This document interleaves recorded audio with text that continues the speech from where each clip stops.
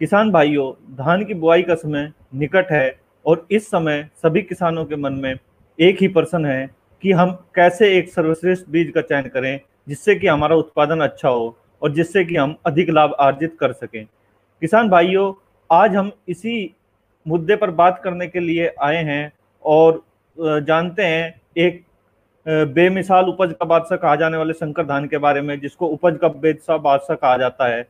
साथ ही साथ जानते हैं कि एक अच्छा उत्पादन का चयन कैसे कर सकते हैं, साथ ही साथ कुछ कृषि संबंधित ऐसे उपाय कि जिनको करके हम अपने उत्पादन को बढ़ा सकते हैं। आज हमारे साथ में जुड़ेंगे इलाहाबाद से राहुल जी, और आइए जानते हैं 27P37 शंकर धान के बारे में।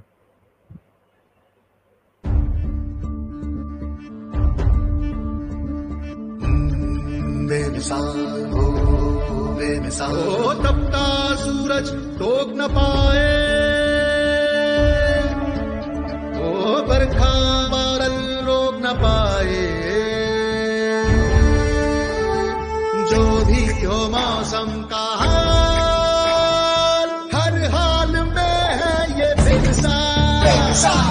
पायनियर 27P37, इसकी बाहुबली जैसी बालियां दे ज्यादा उपज, ज्यादा मुनाफा किसी भी मौसम में। 27P37 शंकर धान, हर हाल में बेमिसाल।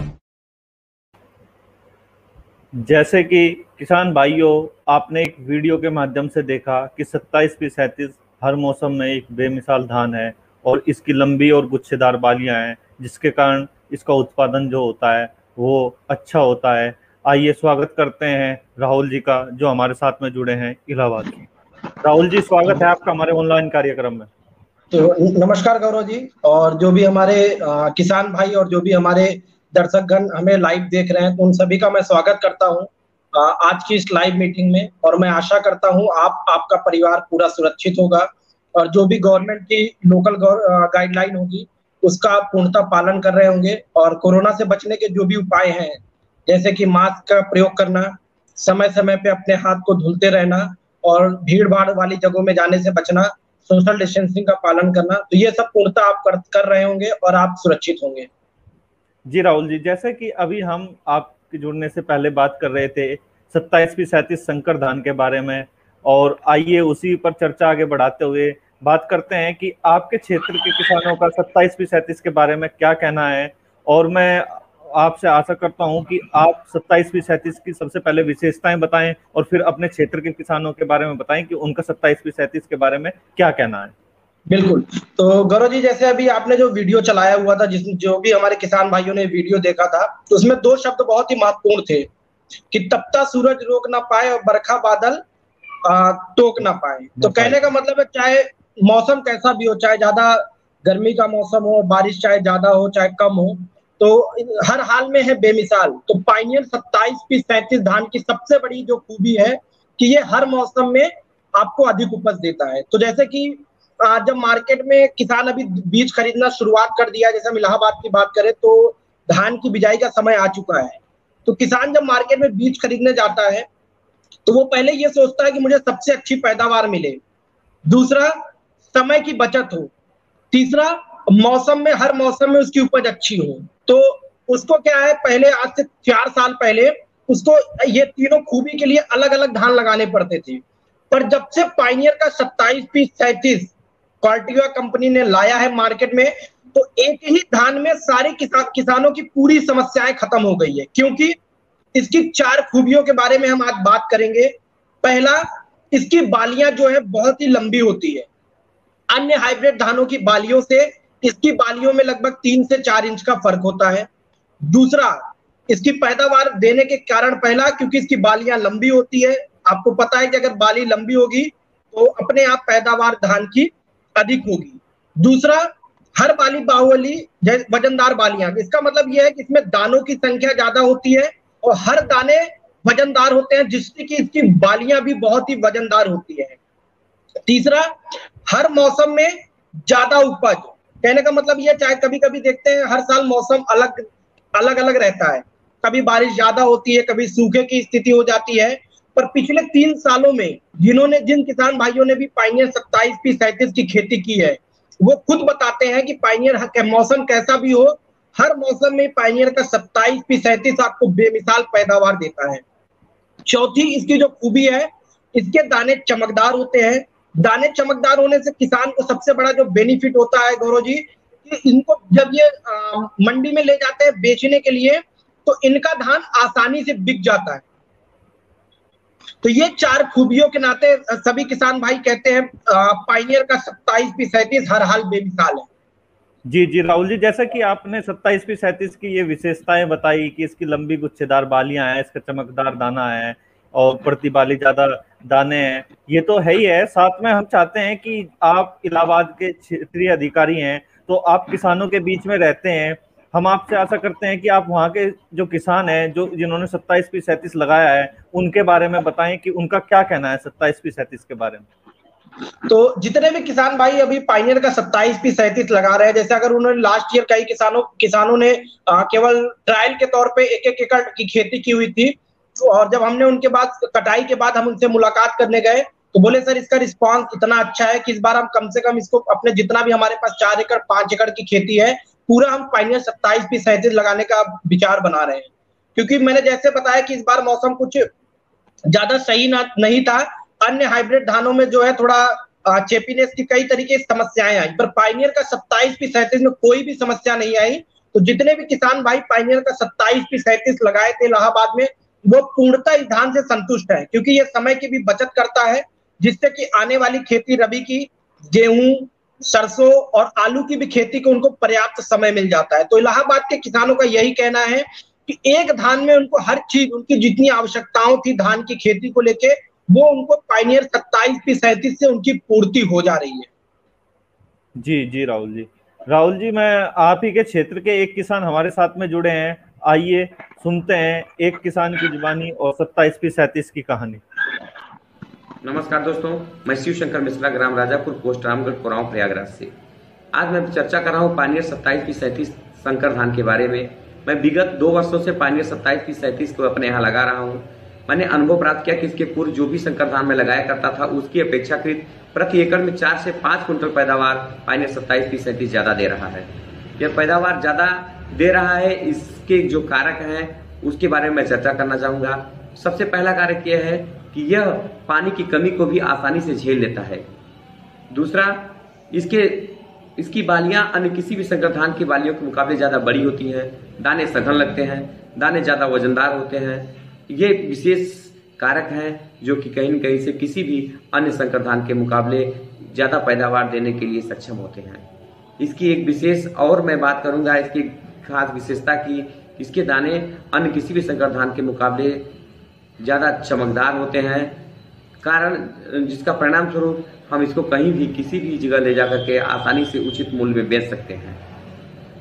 अतः मैं आप सभी से अनुरोध करूंगा कि जो किसान भाई लोग संकर धान लगाते हैं, एक बार पायनियर 27P37 को लगाएं, परखें।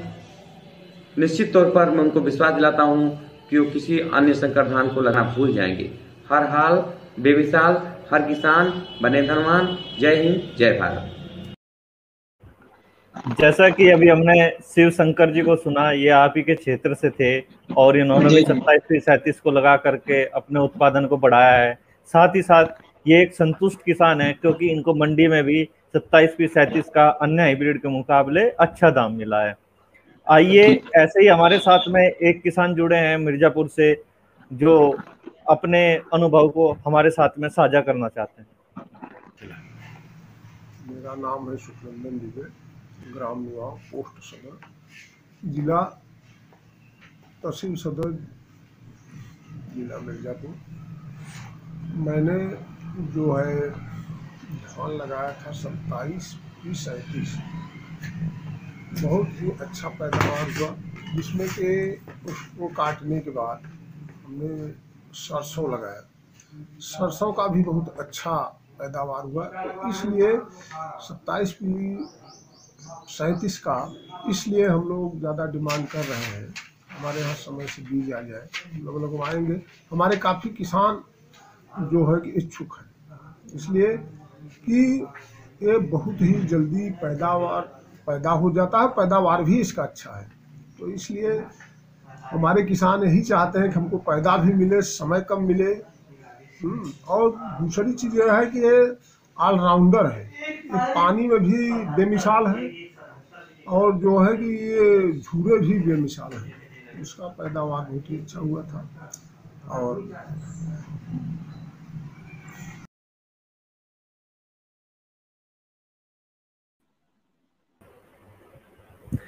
राहुल जी, जैसा कि हम सुखनंदन दुबे जी को सुन रहे थे, ये तो कह रहे हैं कि 27P37 जो है एक ऑलराउंडर धान है, कि जी इसका जी जो जी है जी इसमें जो है इनको पानी भी कम लगा है, साथ ही साथ इनको रोग भी कम आया है और अच्छा उत्पादन मिल गया है। और ये इसमें भी बिल्कुल बिल्कुल। संतुष्ट हैं कि इनको अगली आगामी फसल के लिए अच्छे से समय मिल गया है। और इन्होंने आगे सरसों की तो वो इनकी सरसों भी अच्छी हुई, क्योंकि इन्होंने वो टाइम से की।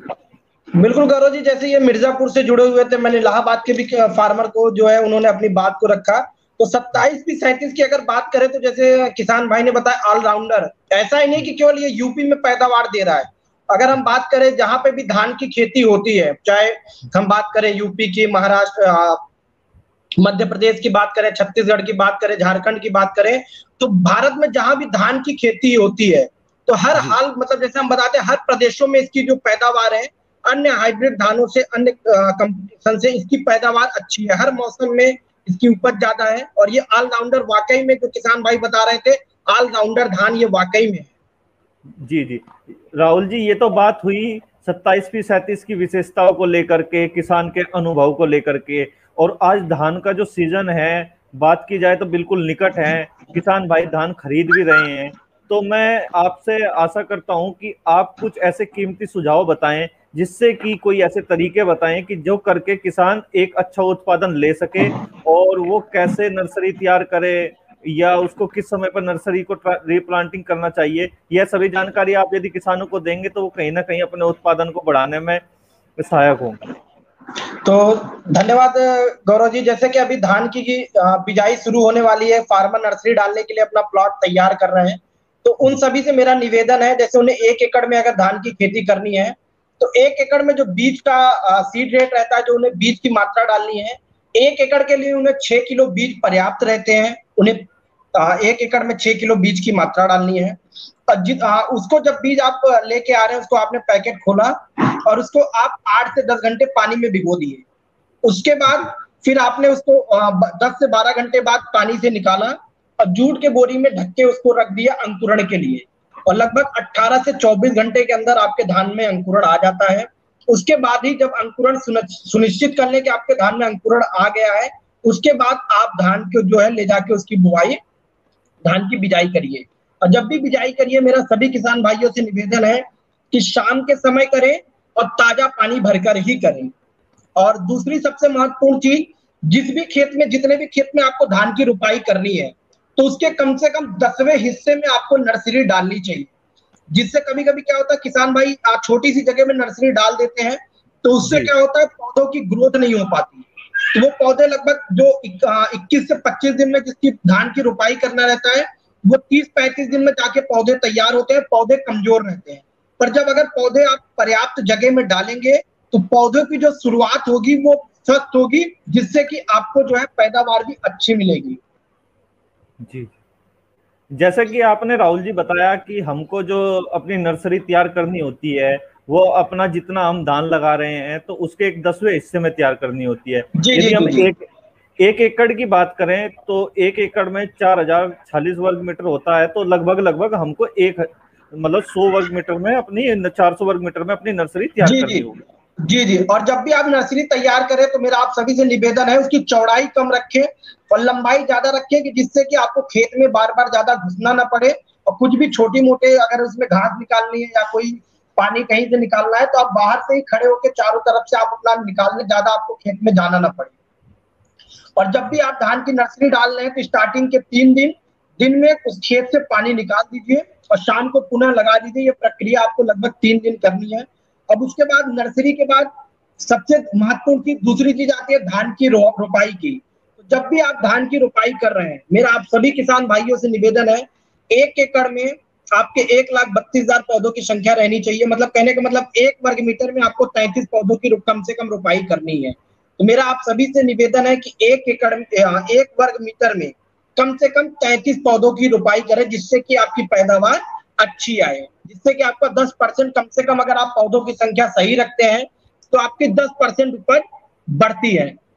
तीसरा, नाइट्रोजन की मात्रा। आपको नाइट्रोजन की जो मात्रा है वो यूरिया आपको 90 kilo, DAP 50 kilo, zinc 5 kilo और पोटास 35 किलो प्रयोग करना है पूरे धान के फसल चक्र में। रोपाई के समय आपको 50 kilo urea 50 kilo DAP, 30 kilo urea, 20 kilo potash और 5 किलो जिंक डालना है। उसके बाद 20 से 25 दिन बाद सेकेंड स्टेप में आपको पुनः 30 किलो यूरिया स्प्रे डालना है। फिर लास्ट में जब धान आपके गाले की अवस्था में आ जाए तो वापस आपको 30 किलो यूरिया और 15 किलो पोटास आपको जरूर डालना है। धान की खेती में आपको सही मात्रा में पोटास डालेंगे तो आपको जो है दाने वजनदार मिलेंगे, और आपके धान के जो स्टार्टिंग में जब आप रोपाई के समय डालते हैं तो आपके जो पौधे रहते हैं उनकी प्रतिरोधक क्षमता बढ़ती है। और पांचवा सबसे महत्वपूर्ण चीज, बीमारियों से बचाव। समय समय पे अपने धान के प्लॉट की निगरानी करते रहें। अगर कोई भी तरीके की उसमें बीमारी लगती है तो सही समय पे उसका उपचार करें। ये 5 जो पायनियर कंपनी द्वारा जो सरल उपाय है, अगर ये 5 आप सुझाव मानते हैं तो कम से कम आप 10 से 20% तक अपने धान की पैदावार बढ़ा सकते हैं। जी राहुल जी, जैसे कि आपने ये 5 हमको उपाय बताए, तो मैं आपसे पूछना चाहता हूँ कि जैसे कि आपने नर्सरी बताई हमको कैसा तैयार करना चाहिए, साथ ही साथ आपने पौधों की संख्या बताई, तो हमको कितने दिन में अपनी नर्सरी की रुपाई जो है अपने खेत में कर देनी चाहिए? पहला प्रश्न तो मेरा ये है आपसे। और दूसरा, जैसे कि आपने बताया कि हमको 33 पौधे प्रति वर्ग मीटर लगाने चाहिए। जो धान की रुपाई का समय होता है उस समय पे किसान के पास में काफी अधिक कार्य होता है, तो वो कैसे देखे कि उसके 33 पेड़ लग रहे हैं या नहीं लग रहे? इसके लिए कोई दूसरा तरीका, कोई आसान तरीका कि जिससे किसान वहां पे रहते हुए अपने खेत में कोई सी आसान तरीके से जान पाए कि उसकी संख्या जो है वो 33 पूरी हो रही है या नहीं हो रही है? ओके। तो जैसे पहले आपका सवाल था कि धान की नर्सरी की रोपाई कितने दिन पे करें, तो मेरा आप सभी किसान भाइयों से निवेदन है कि अगर पर्याप्त जगह में आप धान की नर्सरी डाल रहे हैं तो 21 से 25 दिन के अंदर आपके धान के नर्सरी तैयार हो जाती है, जिससे आप ज्यादा से ज्यादा कोशिश करिए कि 21 से 25 दिन के अंदर आपके धान की रोपाई सुनिश्चित करें कि 21 से 25 दिन के अंदर आपके धान की रोपाई हो जाए। दूसरा, आप जैसे सही आपने कहा कि किसानों के लिए बहुत ही कठिन काम हो जाएगा कि वो आप पौधे देखें कि मतलब कितने पौधे 1 स्क्वायर मीटर में आ रहे हैं। तो इसमें सबसे सरल तरीका है, जब भी आप अपने धान की रोपाई करवा रहे हैं तो एक साइकिल का टायर लीजिए, और साइकिल का टायर जो है उसमें साइकिल के टायर में देख लीजिए 16 से 17 पौधे, 16 पौधे आ रहे हैं, तो आपकी रोपाई जो है बहुत ही अच्छी तरीके से चल रही है।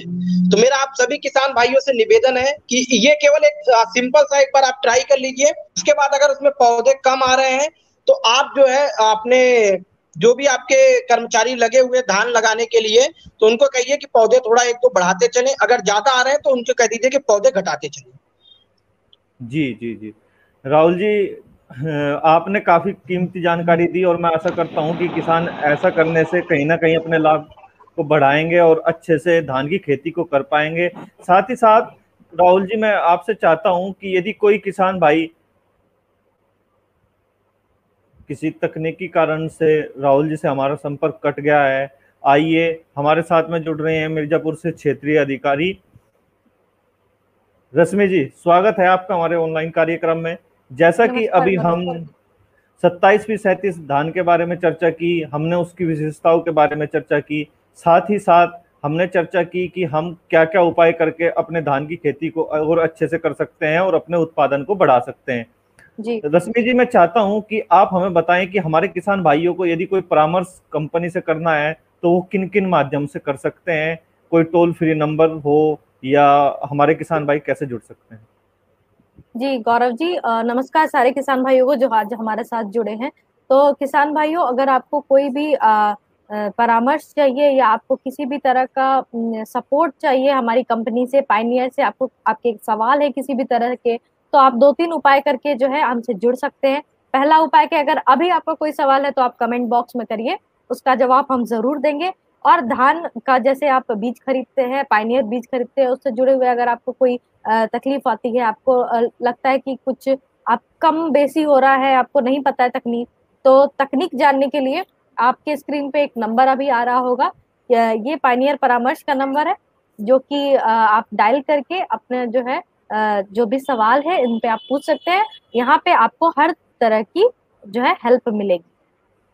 जी गौरव। धन्यवाद रश्मि जी, आपने इतनी कीमती जानकारी हमारे किसान भाइयों को दी। हमारे साथ में एक समय की सीमा है और हम आशा करते हैं कि जो हमने जानकारी दी किसान भाई उसका अर्जित करके एक अच्छा उत्पादन करेंगे। और मैं साथ ही साथ सभी किसान भाइयों का धन्यवाद करता हूं, साथ में आपका भी धन्यवाद करता हूं कि आप हमारे साथ में जुड़े और हमारे किसान भाइयों को इतनी अच्छी जानकारी दी। राहुल जी धन्यवाद आपका हमारे साथ में जुड़ने के लिए, और मैं आशा करता हूं आप सभी स्वस्थ होंगे। और अभी कुछ